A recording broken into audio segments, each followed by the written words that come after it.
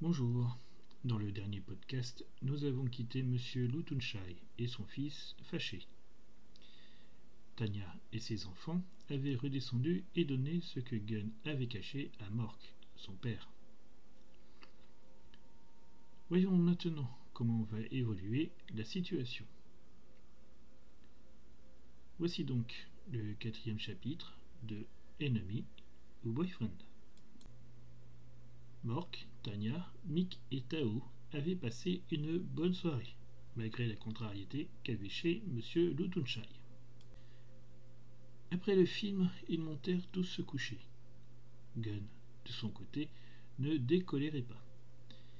Il fallait absolument qu'il retrouve le calme de la maison du temps où seul son père et lui vivaient dedans. Pour lui, son plan était infaillible, et bientôt les intrus ne seront plus là.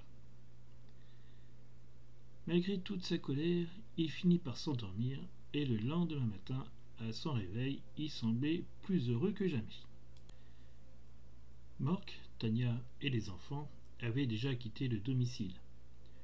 Le père était parti pour son travail, tandis que les 3 autres étaient allés faire un peu de visite de la ville. Il fallait que tous 3 se familiarisent rapidement avec ce nouvel environnement. Gunn descendit tout guiré, pensant que son plan avait fonctionné puisqu'il ne voyait personne et n'entendait rien dans la maison. Mais lorsqu'il arriva dans la cuisine, quelle ne fut pas sa surprise de voir que tout ce qu'il avait caché dans les affaires des intrus était là, sur la table. Où avait-il pu commettre une erreur? Il était absolument impossible que tous sachent que ça venait de lui. Soudain, il se rappela que la femme de ménage était là la veille, et en déduisit que c'était elle qui avait tout récupéré. La colère monta de nouveau, mais il ne sut quoi faire dans l'immédiat. Les jours et les semaines passèrent, sans qu'aucun nouvel incident n'arrive. Gunn n'était toujours pas descendu manger avec le reste de la famille, préférant s'enfermer dans sa chambre et attendre que tout le monde soit hors de vue pour se restaurer.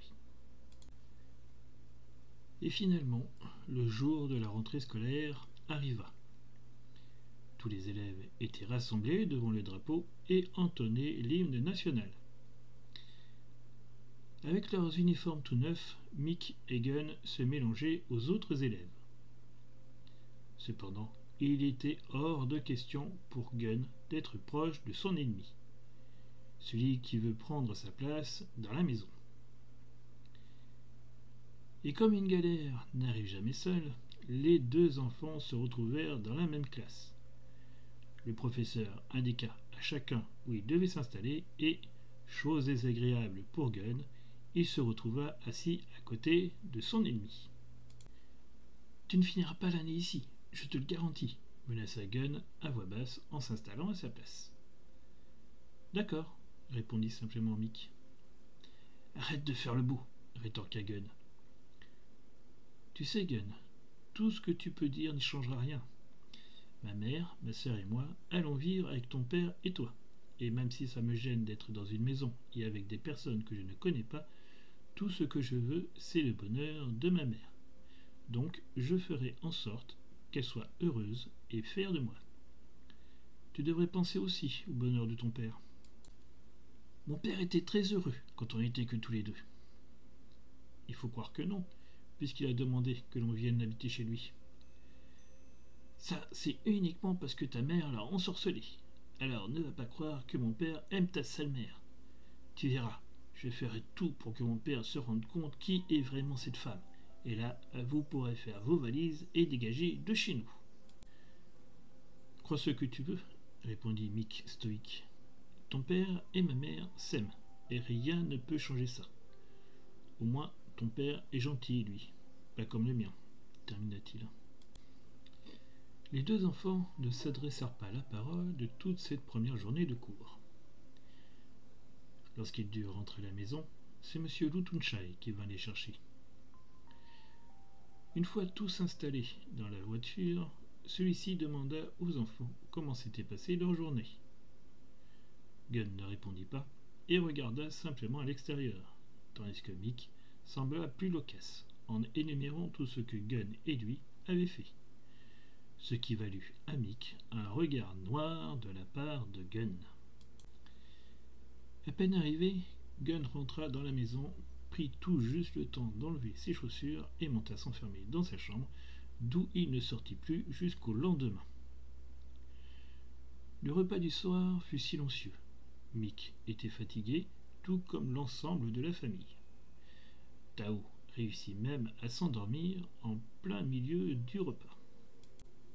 Mick, après le dîner, monta prendre sa douche et fit ses devoirs. Il se coucha et s'endormit rapidement. Mork et Tanya, quant à eux, s'installèrent confortablement devant la télé, mais sans réellement la regarder. Ils parlèrent de choses et d'autres et se demandaient comment faire pour que Gunn accepte enfin la présence de Tanya et de ses enfants dans la maison. Si vous voulez connaître la suite des aventures de Mick et Gunn, ne manquez pas le prochain épisode de Enemy ou Boyfriend.